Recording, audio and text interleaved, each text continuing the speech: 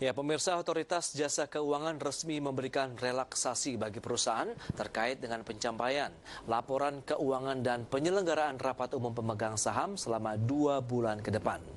Langkah ini sejalan dengan status keadaan darurat COVID-19 yang ditetapkan oleh pemerintah hingga tanggal 29 Mei 2020 mendatang. Seperti apa informasinya? Berikut beritanya yang kami rangkum dalam segmen IDX Statement.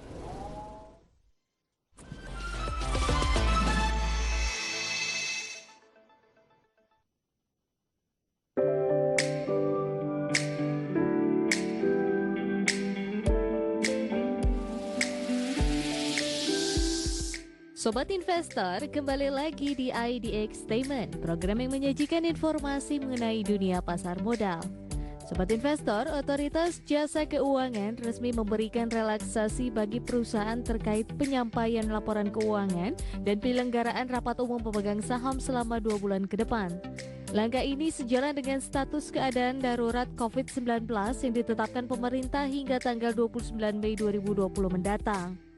Dalam surat yang ditandatangani oleh Kepala Eksekutif Pengawas Pasar Modal Otoritas Jasa Keuangan Hussein pada pekan lalu, terdapat beberapa relaksasi yang diberikan, diantaranya ialah terkait penyampaian laporan keuangan, laporan tahunan, serta rapat umum pemegang saham.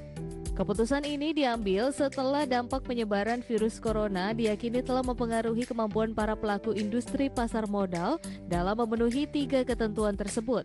Selain itu, relaksasi yang diberikan oleh OJK ini juga terdiri atas 4 poin. Pertama ialah batas waktu penyampaian laporan keuangan tahunan dan laporan hasil evaluasi komite audit bagi emiten dan perusahaan publik diperpanjang selama 2 bulan dari batas waktu berakhirnya.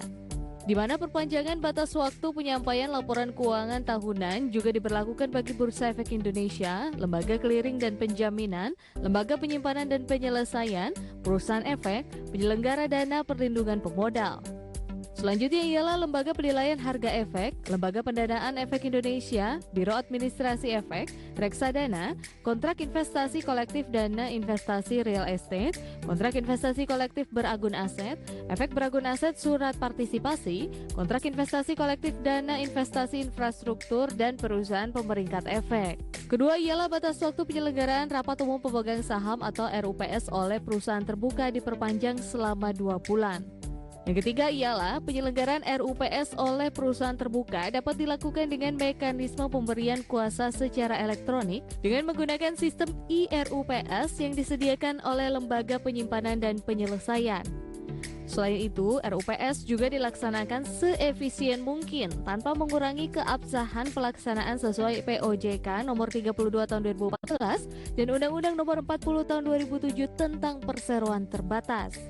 Dan yang terakhir keempat ialah penyelenggaraan RUPS dengan menggunakan sistem IRUPS dilaksanakan sesuai dengan ketentuan yang akan segera ditetapkan oleh Lembaga Penyimpanan dan Penyelesaian. Nah, dikeluarkannya ketentuan tersebut, maka pihak OJK menerapkan regulasi baru sebagai berikut.